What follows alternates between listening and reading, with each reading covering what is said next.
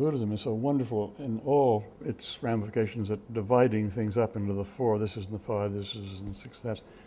And they describe different kinds of love, the love of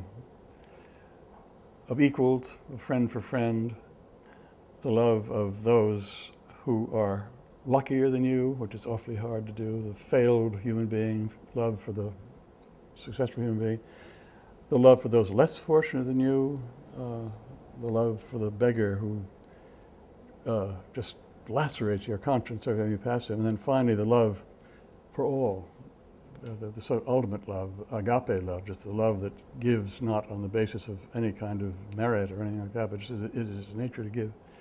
And that's very useful, I think, when you think about Christian love. But I think the big difference is that Buddha, in his extraordinary wisdom and practicality, said, he who loves 100 has 100 woes.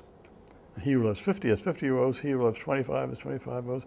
He who has 10 grandchildren, all but one of whom is a little boy, has 10 woes, which is true. In other words, you are vulnerable not only in your own person when something bad happens to you, but you are vulnerable when something happens to any of these people that you love. And that is a truth. There's no way of getting around that. He who loves none has no woes. And that's a truth. And yet, having said that, there is Jesus who says, he who has not loved, it's not Jesus, it's John who says it, he who does not love remains in death. Yes, it does let in, to love is to let in a whole new world of suffering, as it did for Jesus. Suffering for looking at the world and suffering for it, weeping over Jerusalem because he saw it and so forth.